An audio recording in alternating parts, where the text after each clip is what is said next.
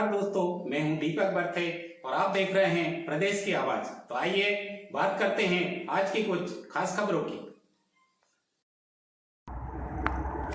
बैतूल जिले के कोसमी फोरलेन पर चल रही श्री महाशिवपुराण कथा पंडित प्रदीप मिश्रा जी के मुखारबिंद से 7वें दिन की श्री ताप्ती महाशिवपुराण में पंडित जी ने शिवजी पर जल चढ़ाने की विधि बताई कि हमें किस प्रकार से जल चढ़ाना चाहिए, जिससे हर किसी की परेशानी परीक्षा देने से पहले विधि अनुसार जल चढ़ाने से निश्चित आप से सफलता मिलेगी, जिसे हरि ओम जल भी कहते हैं। आपको बता दें कि पंडित प्रदीप मिश्रा जी ने कथा को आगे बढ़ाते हुए कहा कि यदि विश्वास नहीं होगा तो कुछ नहीं होगा। उन्होंने कहा, मानो तो मैं गंगा माँ हूँ, ना मानो तो बहता पानी। माँ गंगा किसी के लिए माँ है तो किसी के लिए सिर्फ बहती हुई नदी। बिना विश्वास के सफलता भी नहीं मिलती है, फिर तो बात प्रभु कृपा की हो रही है। पंडित जी ने अपने प्रवचन में कि बैतूल के इतिहास में ऐसा प्रेम देखने को मिला है जिसे देखने को अगला जन्म पड़ेगा।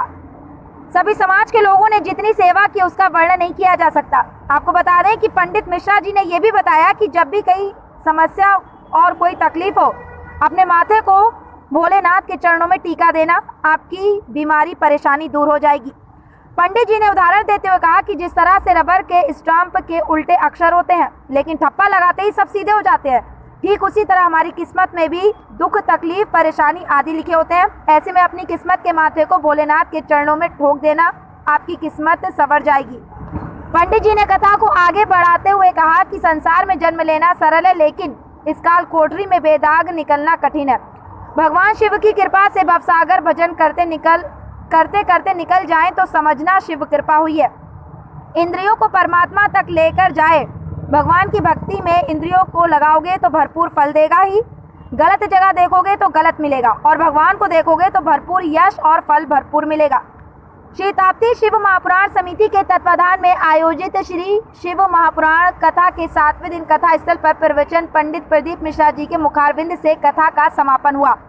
व्यासपीठ से बाहर निकलने पर पंडित जी द्वारा शिव भक्तों को आशीष देने के बाद उनका अभिवादन भी स्वीकार किया। शिव भक्तों ने पंडित जी के दर्शन कर अपना जीवन धन्य किया और विदाई के समय श्री शिवाय नमः तुम्भ्यम का जय घोष किया। सभी पत्रकार, मीडिया, सोशल मीडिया, समाज सेवी संस्थाएं और सेवा समिति को आशीष देकर अपनी कथा का समापन किया।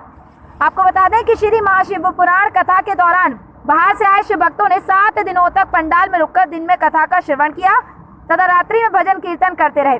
और यही नहीं, उन्होंने पूरी निष्ठा से शिव भक्तों की सेवा भी की। श्री महाशिवपुराण कथा के आयोजकों ने सफल आयोजन के लिए सभी भक्तगण, श्रद्धालुओं तथा सेवा में लगे भक्तों और प्रशासन का आभार जताया। बैतूल से देवीनाथ लोखंडे के साथ दीपक बर्थे की रिपोर्ट।